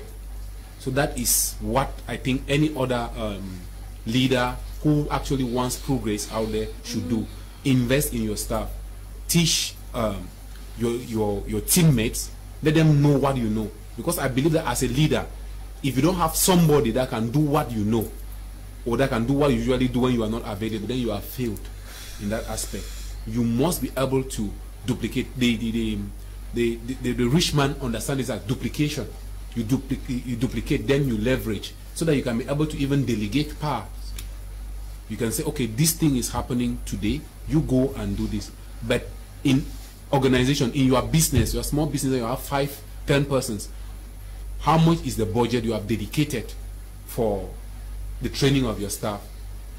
Seminars come, your staffs are not there. How will they catch up with this change? Nothing. They're teaching about maybe the robots. You don't know anything about robots. You have not sent any staff to be updated about robots. When they finally arrive, what would you do? Because change is not something that, the truth is that Africa is leading technology. We have not actually looked deep into it. In Kenya, I think there is this a watery system that have done that. It can water the whole farm. It's like somebody created rain. It's like semi-rain in Kenya. We've had Democratic Republic of Congo. A mobile phone is designed there. So all these things happen. We cannot think that technology or change is far from us. We must be ready. And one of the best ways we can do this, send your personnel for training. Let them be upgraded, because even when you get them from these schools around, what they have studied in school is just theory. They need to get practical lessons. I don't know who said something today that, is it you, Mr. Paul? Like, sometimes if you don't have anything to be doing, you just need to hang around somebody, just be running errands for somebody. Yesterday. You're the one yesterday. Yes. Yesterday. I thought that touched me so much, because you have youth, they are doing nothing. They cannot attach themselves to any service for free. No, they don't want to save. But you cannot save somebody and you don't learn something. Okay. Yes, they need to upgrade us. I want to add something to what he was saying. You know, this thing, if you don't train your staff, it goes in 2 ways. It goes in 2 ways. If you don't train your staff, obviously your competitors will take over. Competitor who is training their staff, they're going to take over. Secondly, if you have staff who value their personal growth, they will leave you. That's another one. A staff who is growing and the environment where he is not fertile for his growth, he will leave you. And so many companies are losing important staff just because they don't understand the aspect of focusing on the growth of their staff. So those two aspects are very good, because at one point in time, I'm looking at my personal experience. I got so agitated because I was fighting to be working and learning, and each time I have to learn, I'm sacrificing something that I was thinking that, okay, maybe the company should give me a chance to learn. You know, when they don't give that chance, it becomes a problem. At one point in time, I said, no, if I need to be learning, then I'll need to step out. And that's what so many companies are not seeing, and so many companies are losing maybe experienced staff, you know, that you could just give them an opportunity to upgrade and serve you better and serve your customers better and give more income. But because you don't understand that, okay, I picked these people here, technology was here, now technology has upgraded, it is my responsibility to make sure that they acquire this technology at this level, so that they will continue serving my clients. You still want them to use a typewriter? Why? You want them to use a typewriter? Why everywhere they are using machine, they are using computers? It will not add up. And if somebody wants to grow stays in that kind of system, the person will obviously quit. And if you want to stay in that kind of system, you lose clients, because while somebody is making check, somebody just make a button and everything is done automatically, and you lose clients over time. So that aspect of training your personnel is something you cannot do away with. Yes, but the training also should be the interest of the personnel. Now you're working somewhere for 10, 15 years, you don't see the need to upgrade, especially with the trend with information communication technology. You're working somewhere and almost we have Facebook, we have WhatsApp, we have, and you yourself fail to upgrade yourself, you're going out of the market as an employee. As an individual. Yes, it's very important. It's more of your capital in everybody's business. Being an employee, your skill is your capital in that person's business. Meaning that's what gives you profit in that business. It might not be your business, but serving there, what you're putting in is what yields income for you. Meaning that if you are not building yourself, if the leader has already caught the change and is implementing the change, the moment they discover that you can no longer suit in, you'll be kicked out. There's a statement I used to use. I used to say, if you don't brush up, you'll be brushed out. That's how the marketplace is right now. You brush up mentally. You brush up in any way that you can be able to fit in the job market. That's how you brush up. So you as the personnel be interested, because there are organizations that the leader, okay, I'll give a practical example. We were to do corporate training for a restaurant. So we had to implement that, and so I was setting up everything. I had to do the feasibility study and everything, so I think I was ready for the training. You organize the training, it's as if when the boss called me and said he does not know why he's risking himself, because he's paying this training away from their salary, and he's getting up in the morning and calling them, have you gone for the training? Why are you still in the house? Don't you know you have to? They don't see the need. And the man was like, he's wasting his time. The only thing we did was, when they came, is that they got to use some few minutes first before he started training to bring their mind to the importance of what they're about to do. Because when you're building yourself as a person, even when you're no longer serving in the company or the institution or organization that you are in, you still have something to put out to be able to earn something away from that job setting. When you leave, you still have something to give out. All right. So as a person, desire to grow. If the personnel in the business have the desire to grow, it also pushes and encourages their leader to invest in their growth. All right. So you are supposed to desire that knowledge, because that's what is going to keep you staying there. Trust me, someone comes with another brilliant idea, you don't know when you've been sacked. You don't know when you will leave the job, or you will leave your own business. You don't know when you will leave, because someone else will come in. So build yourself, and it's not just formal education, both formal and informal. Ask. That's how we spoke about networking. Just know somebody. Just know somebody. When you know the person, you will know something. That's it. When you know somebody, you will know something. Yes, and the person you are knowing will know somebody that has what you have, what you need rather. So just keep gathering so much information.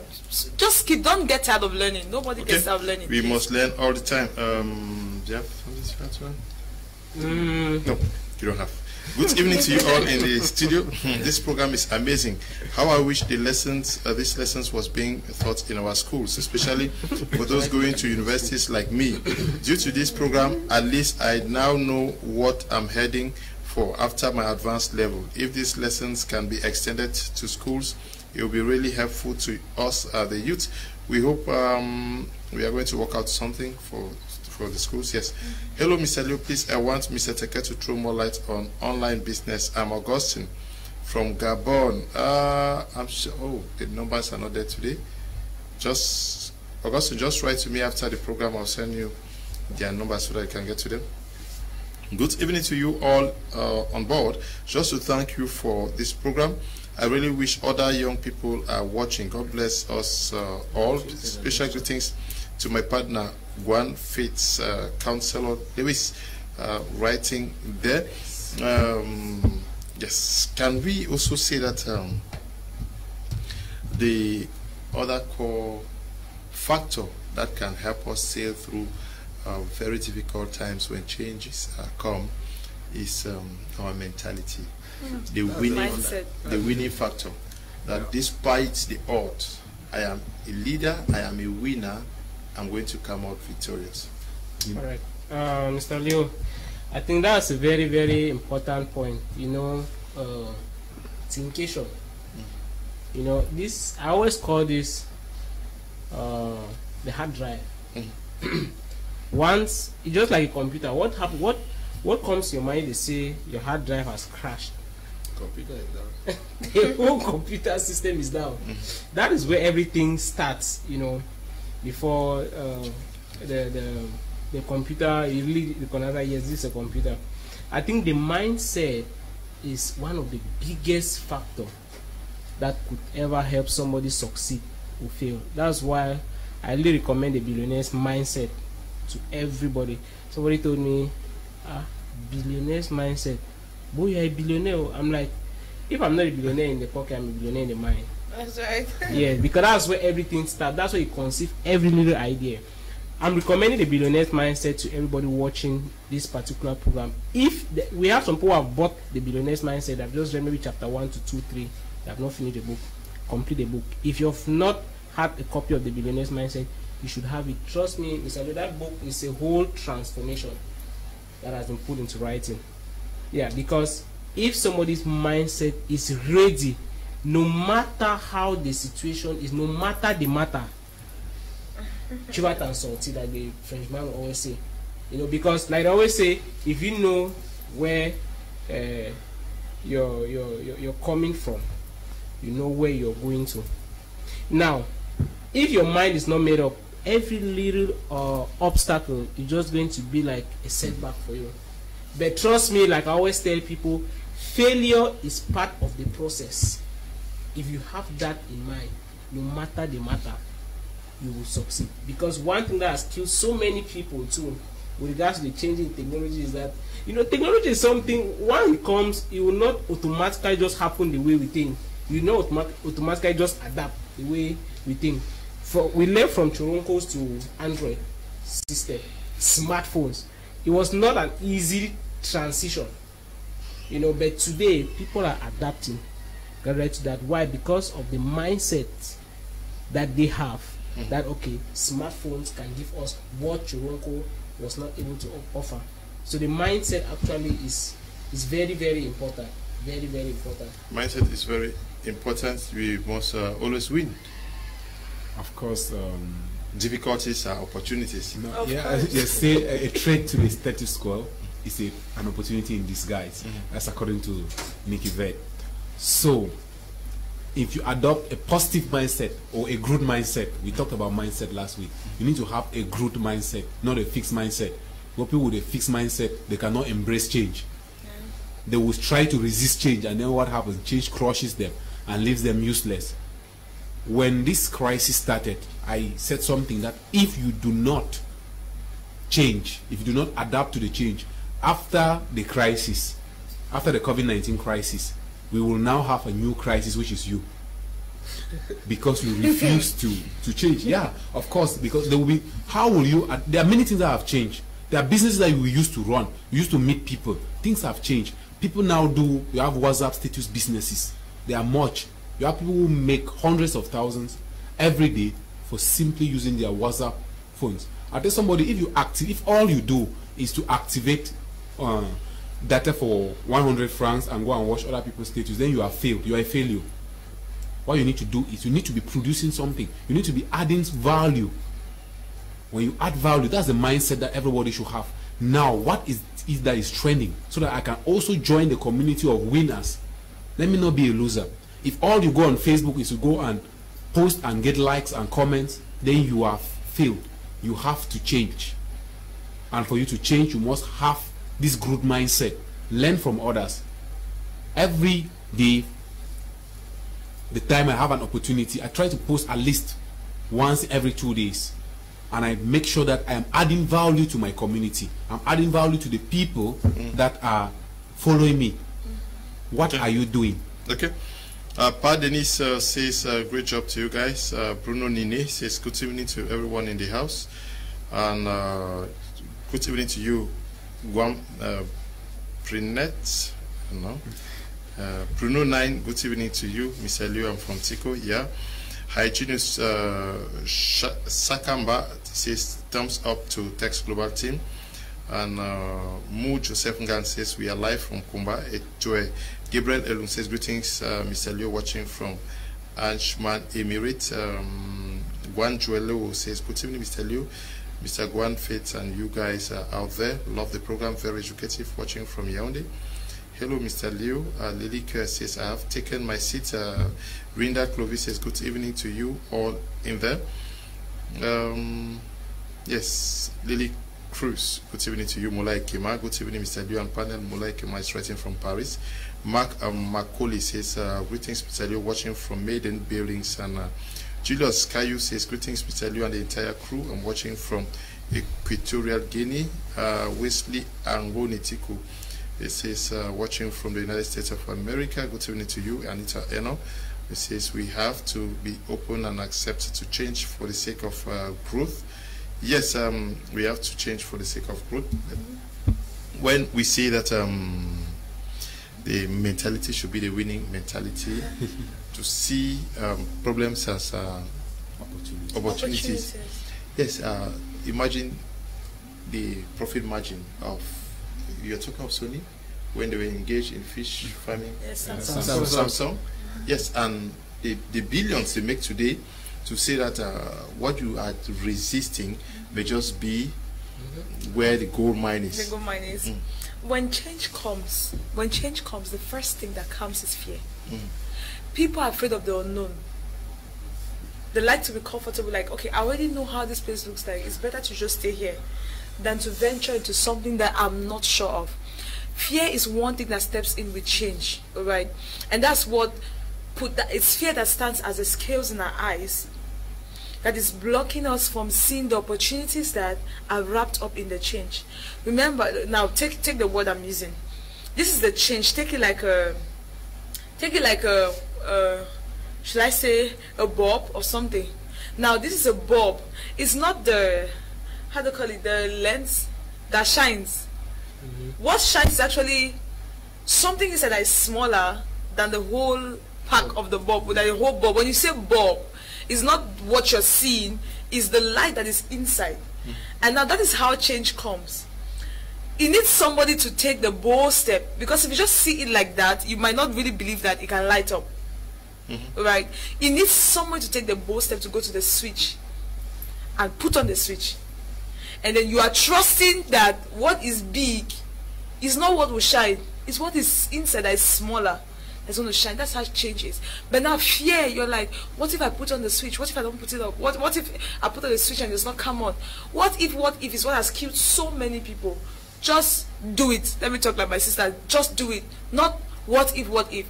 Now, according to the billionaire mindset, fear is an acronym for face everything and rise, or forget everything and run. That's it. So either you face it and you rise, or you forget and run. So that's how it happens. When change comes, see it as an opportunity, and you see how the growth is going to come from it. Okay, good evening, Mr. Leo. It's Mr. Fondu Alois Khalidim, writing in Kumba. I'm enjoying the program. We business people. Yeah. I'm Lionel from Yaoundé. I'm enjoying the program. Please, how can I get the billionaire's mindset? Can you just call us after the program? We are going to give you a number in Yaoundé that you call and get a copy. Good evening, sir. Interesting program. I'm learning a lot. Please, how can we get the book Billionaire's Mindset? Anderson, writing from Yaoundé too. Anderson, we are going to give you a number there. Hi, Mr. Kum. Love watching your show and listening to those great intellectuals. Please ask them to explain how the colonial cooperation agreement that the country signed with France in 1960 to stay colonized benefits the southern Cameroonians who became independent in 1961 and didn't include us. Ask them why they think we... Yeah, I'm not sure that is part of the program now. I'm sure next time we are going to be discussing these things. We out of time. We have to end here. It's also weekend now. We want to say thank you to you, Mr. BUJI, for coming.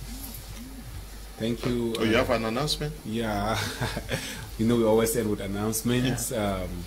Tomorrow we are going to be having a seminar in Yaoundé, in Limbe, and also I think there's one Miss L will talk about more on text breed. Then we will be having a seminar in Yaoundé on the 6th. So those who are writing from Yaoundé, you can actually attend it at Jega Palace on that is Sunday 6th of June at 2 p.m. Then that for Bamenda will be on the 20th of June. And we'll also be announcing more seminars as the schedule is unfolding. So it's been a wonderful time, and I always learn from the audience, their wonderful contributions, and it's great to know that people watch us all over the world. Okay, those asking for the Billionaires Mindset, the numbers are there on the screen. Just call those numbers after the program. Good evening to you guys there in the studio. It is a great job you are doing for our generation. May God bless you all greatly. The mindset is what determines the outcome and the life and individual experience in this world. And we have failed to understand that Satan, that Jesus Christ fought against, was a belief system of the world. But today we fight a created figure called Satan, which we have created by ourselves. I pray this will one day be made clear to the world. Thank you. I'm facing Gallup writing from Boya. Thank you, Miss L, for coming. Oh, thank you so much. I recognize that name, and I know those type of words can come from him. That's really great. Okay, so to everybody, somebody asked about text breed. Yes, please let me clarify this. Text Money is an app. Text breed is the one funding your project. All right, so let's not mix the two.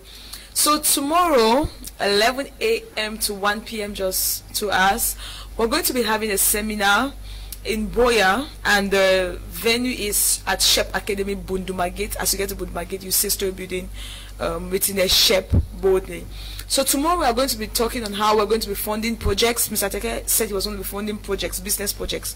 We'll be talking about that. So we're encouraging everybody, those who have business ideas, those who are far, those who are near, please make time to be there tomorrow. It's very important for you to be at that seminar if you want your business to be funded, all right? Because I'm going to be doing some little activities like filling the registration form, getting your project code.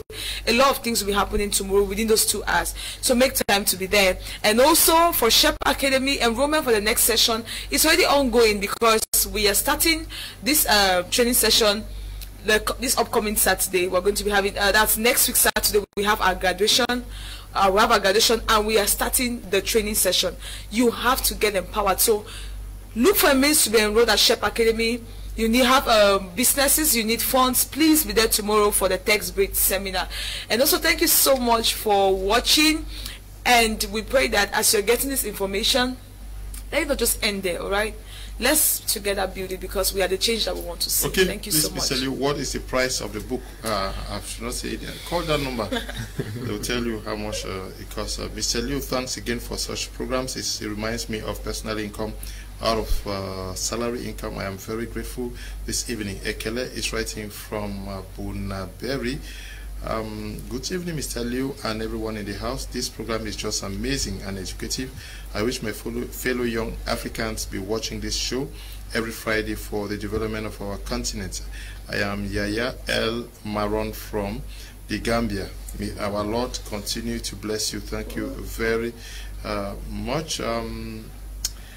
Are writing from Kumba says, we have rarely seen a white holding the guns to fight us. Okay.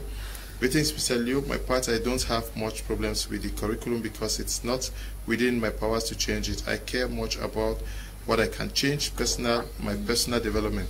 Teachers, journalists, lawyers, other workers are upgrading, and you are surprised to see them acquire new skills and money while you are dogmatic. The key to success amidst technological disruption is personal development for all.